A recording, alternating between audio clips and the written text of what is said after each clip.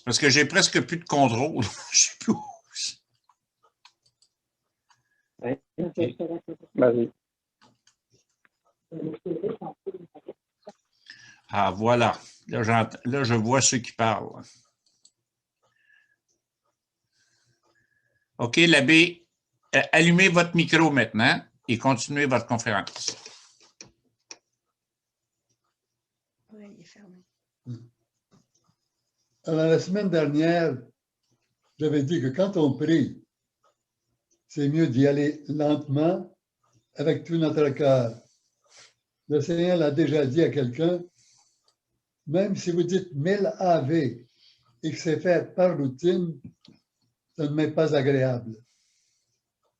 Alors, nos prières doivent être faites avec attention.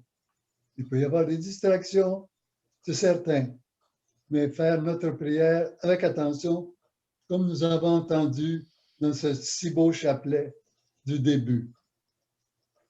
Alors, la Sainte Vierge,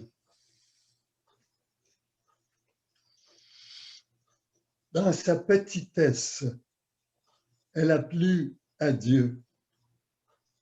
Si elle avait dit, oui, je suis immaculée dans ma conception, différente des autres personnes,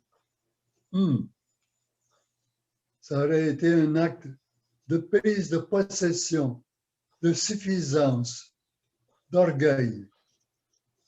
Et souvent, nous sommes portés à faire cela. J'ai fait du bien dans ma vie. J'ai aidé quelqu'un. J'ai pardonné. Je suis bon. Nous sommes plutôt, le Seigneur nous demande plutôt de nous tourner vers notre petitesse, comme la Sainte Vierge. Elle n'a pas péché, mais elle s'est reconnue toute petite, dépendante complètement de Dieu.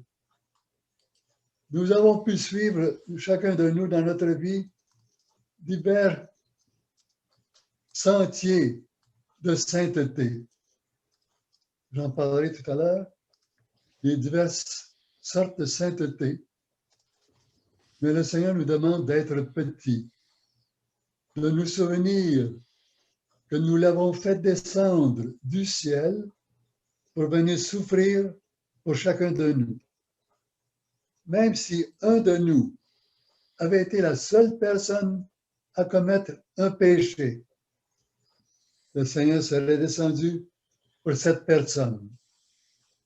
Et nous l'avons, comme nous avons entendu durant le chapelet, cloué avec nos péchés, entré des épines, craché. Tout ce que les bourreaux ont fait, nous l'avons causé nous-mêmes par notre état de pécheur.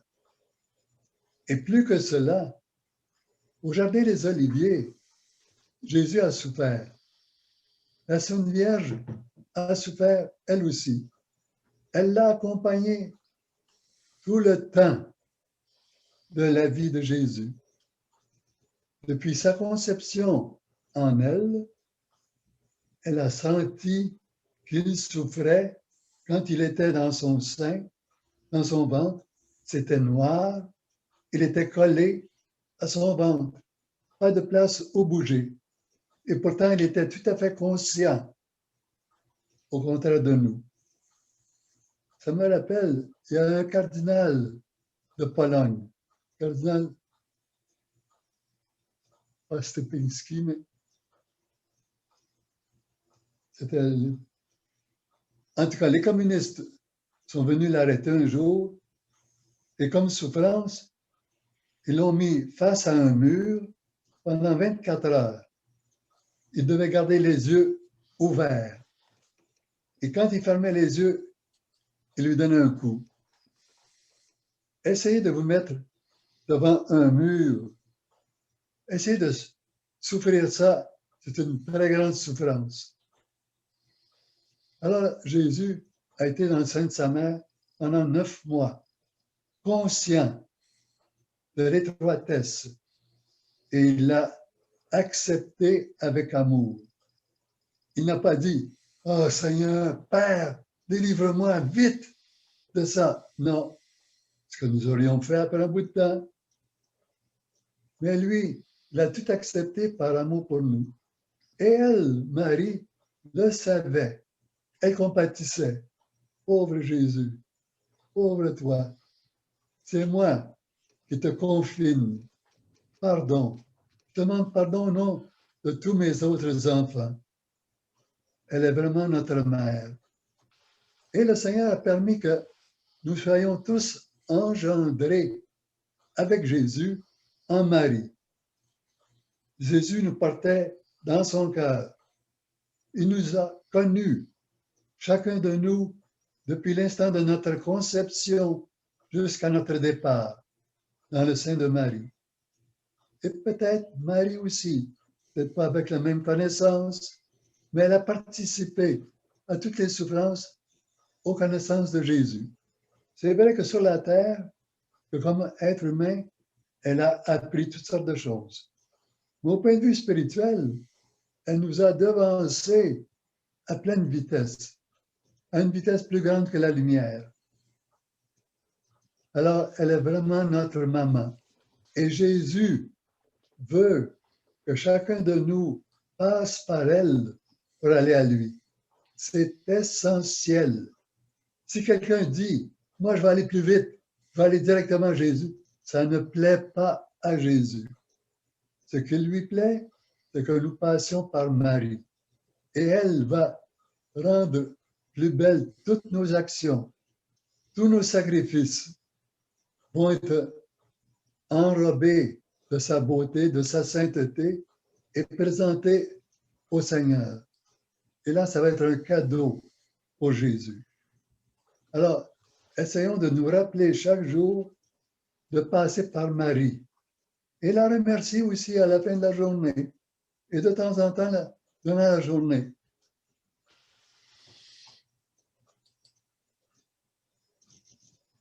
Je vais vous lire quelque chose ici au volume 16, le 10 novembre 1923.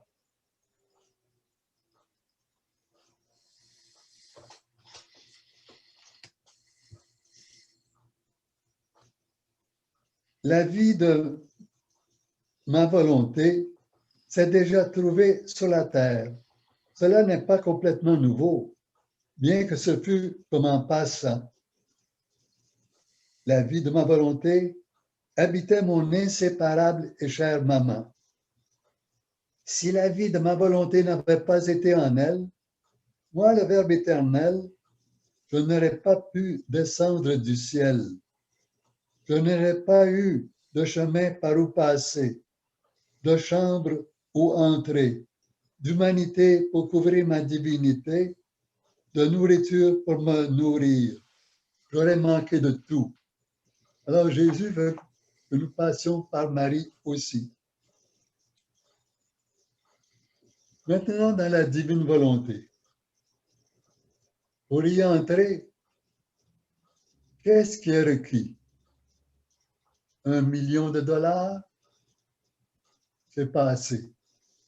C'est notre désir personnel, notre volonté, l'accord de notre volonté, de dire, Seigneur, je veux entrer et vivre dans ta volonté. C'est cela qu'il veut. Ce désir doit être soutenu parce qu'il peut s'amenuiser, disparaître. Il a besoin d'être ravivé de temps en temps en lisant les écrits de Louisa, qui ne sont pas ses écrits à elle. Elle n'a fait que transcrire. Ce sont les écrits, tout ce qui a été voulu mot par Jésus. Il le dit lui-même, il a écrit ce livre au ciel avant de le faire connaître à Louisa. Et par Louisa, nous connaissons cette volonté de Dieu. Jésus aussi veut que nous soyons avec lui. Être avec lui, il y a beaucoup de richesses là-dedans. Il y a les sacrements, il y a la prière, il y a la souffrance, il y a l'amour, tous nos états. qui nous rapproche et nous raccroche à Jésus. Mais dans une journée, il y a 24 heures actuellement pour nous. Est-ce que nous passons chaque seconde à être unis au Seigneur? Peut-être pas, mais nous le pouvons par notre désir, par notre intention. C'est pour ça que le matin, dès qu'on se réveille, il y a une prière préalable qui est mise à notre disposition. Vous avez diverses prières dans le livre Vivre et prier. Il y a d'autres livres aussi, mais nous pouvons composer notre propre prière, même si elle est toute courte, même si elle n'a pas de mots qui s'expriment par la bouche. Elle peut être intérieure. Seigneur, aujourd'hui, tout est pour toi, dans la divine volonté. C'est la première prière à notre réveil, la prière préalable. Et ensuite, c'est bon d'activer cette prière par nos gestes, nos états, nos désirs, nos pensées, nos souffrances, nos travaux, nos pas, nos gestes, les humiliations, toutes sortes de choses qui nous traversent. Nous n'y pensons pas toujours. Quelquefois, c'est après. Et c'est très bien, même si c'est après. Pardon, Seigneur, j'ai perdu du temps. Et combien de temps nous perdons dans une journée? Si actuellement, hier, nous prenons le temps que nous avons eu, les 24 heures, combien de ce temps a été passé avec Jésus ou avec nous-mêmes? Toutes sortes de distractions. Il y en a qui sont correctes. Il faut quelquefois des distractions. Nous ne pouvons pas être tendus à pleine capacité tout le temps. Pas actuellement en tout cas. Mais le Seigneur nous demande de ne pas perdre notre temps. Est-ce que je regarde la télévision? Ce n'est pas un péché de regarder la télévision. Si je la regarde en ayant Jésus dans mon cœur, Jésus, je regarde ce qui peut m'instruire, c'est très bien. Mais si je regarde de la pornographie, ce n'est pas avec Jésus, certainement pas. Si je regarde d'autres choses, ou si je parle pour rien dire, ou si je fais toutes sortes de choses en oubliant le Seigneur est là et il attend. Il est très patient et il sait notre cheminement. Nous commençons en étant petits et petit à petit nous grandissons. Et il est là avec notre maman Marie et nos anges pour nous aider à grandir en lui, à vivre dans la divine volonté. Alors il faut refaire ce désir de vivre, d'être avec Jésus à chaque temps de notre journée. Il le dit quelque part dans un des livres, quand je mange, je dois manger avec Jésus. Quand je bois, boire avec Jésus. Si je lis, lire avec Jésus. Si j'écoute, écouter avec les oreilles de Jésus. Et tout cela divinise petit à petit mes gestes.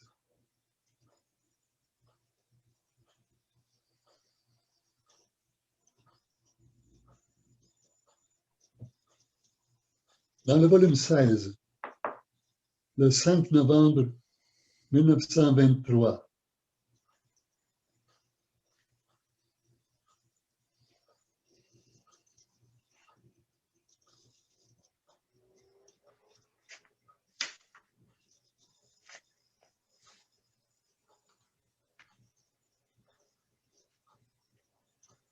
le dernier paragraphe, moi j'ai la page 44, d'autre part, ma volonté comporte tous les sacrements et leurs effets.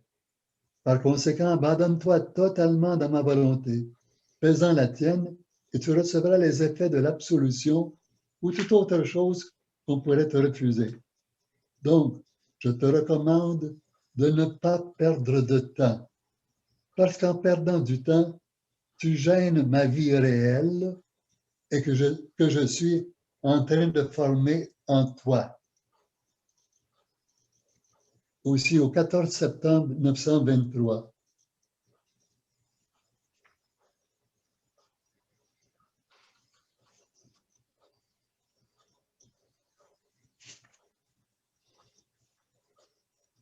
C'est le dernier paragraphe.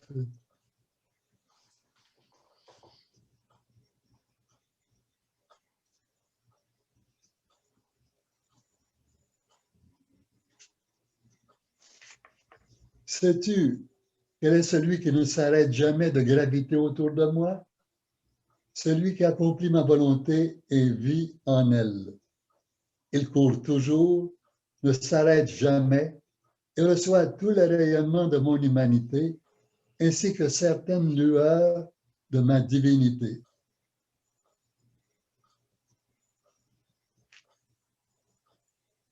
Alors, c'est certain qu'au début, ça peut être décourageant de voir que notre journée s'est passée avec beaucoup de distractions, que nous avons oublié Jésus, que nous avons oublié de vivre, d'être connectés à la divine volonté. Mais il ne faut pas se décourager. Il faut recommencer. On recommence.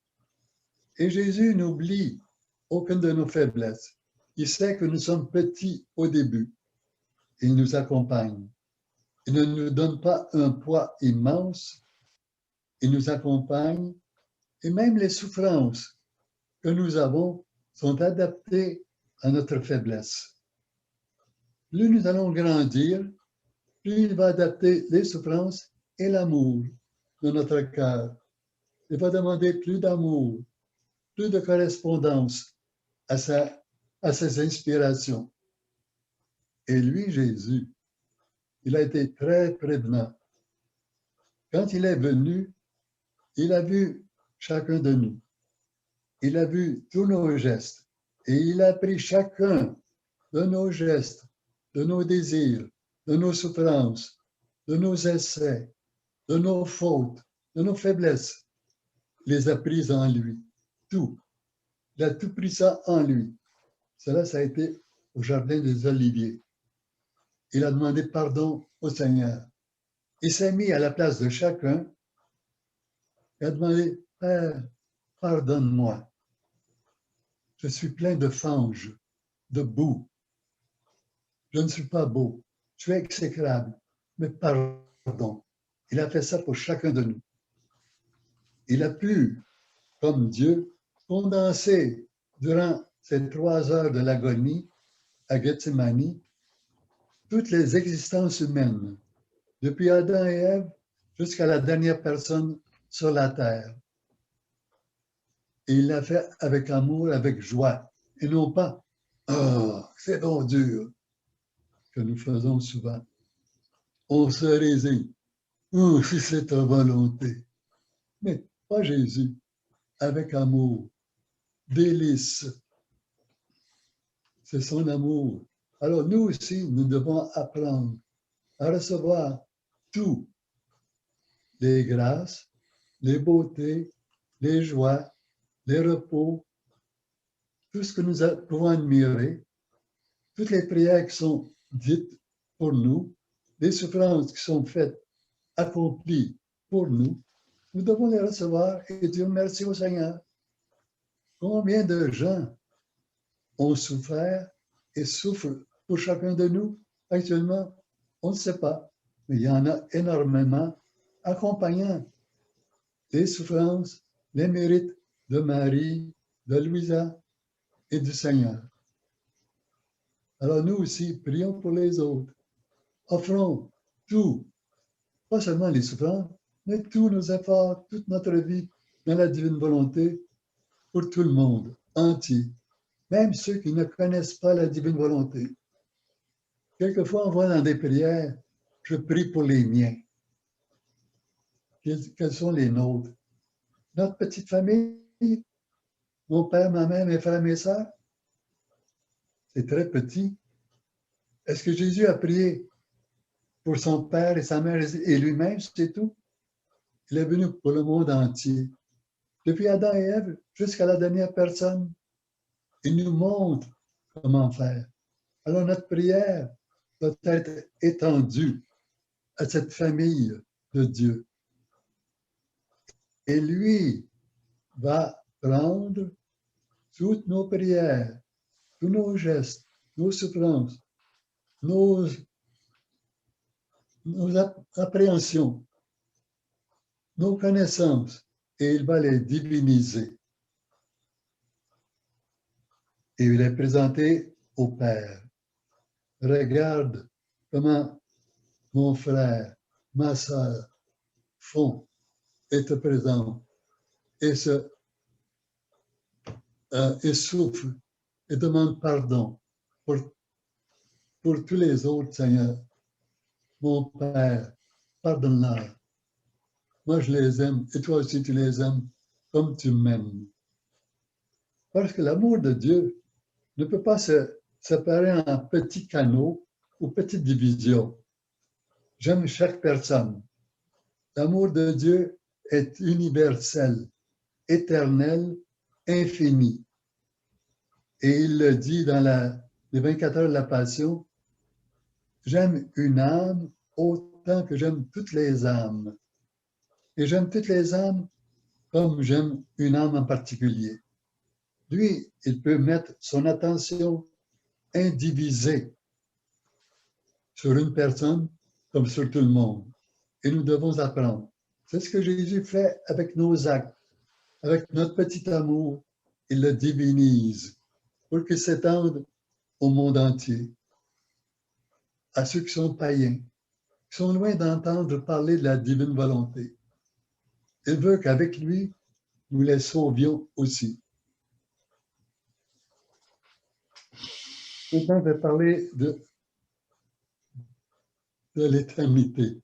Mais le temps vient de finir. Alors, l'éternité. Nous sommes dans une bulle. Il nous a créé le Seigneur dans une bulle, le temps, qui n'existe pas dans l'éternité, qui n'est pas là. Ça a été inventé pour nous les hommes, le passé, le présent et le futur.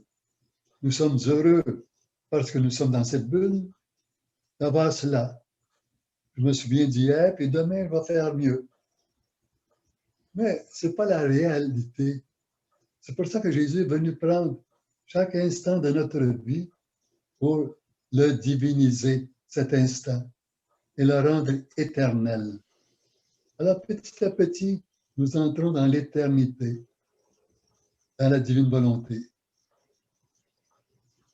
Les diverses saintetés, il y en a eu. Il y a des références, je n'ai pas le temps de vous les lire. Les diverses saintetés ont préparé le chemin pour cette sainteté dans la divine volonté, qui est immense. Alors, chaque sainteté est comme un sentier, comme une chose qui loue Dieu. Alors, si je prends, disons, par exemple, la sainteté franciscaine, qui est une rose, la sainteté dominicaine, qui est un lys, et ainsi de suite. Ce sont des choses, des images que j'offre à Dieu. Elles ne sont pas absolues, ces saintetés. Mais par contre, si je regarde la sainteté de la divine volonté, c'est comme le soleil qui éclipse tout, illumine tout. Il illumine toutes les fleurs, toutes les saintetés. Il est la culmination de tout, la perfection. Et nous qui recherchons le plus parfait, sans payer trop, c'est tout à fait gratuit. Donner ce que le Seigneur nous a donné, lui donner notre volonté. Pas tuer notre volonté, la garder active comme un don. Oui, Seigneur, je veux ta volonté. C'est pour ça qu'une des plus grandes souffrances, c'est de donner notre volonté au Seigneur. C'est pire qu'une souffrance extérieure, qu'une souffrance corporelle. ou même intérieure. Le Seigneur le dit lui-même. Alors, je vous souhaite une bonne semaine. On se reverra et merci beaucoup. Il est 3h48. Hein? À moins 5. Terminez, faites terminer l'écran partagé.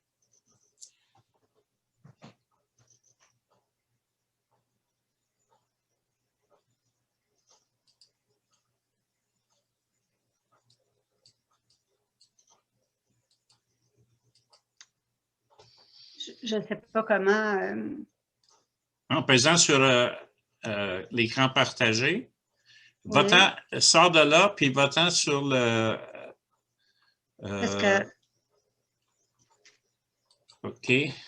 Affichage galerie. Comme ça? Es-tu en affichage galerie?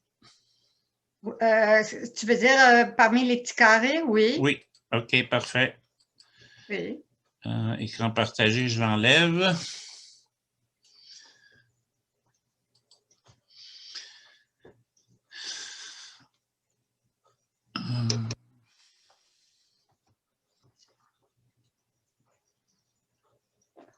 Alors, on prend un 5-10 minutes de repos et on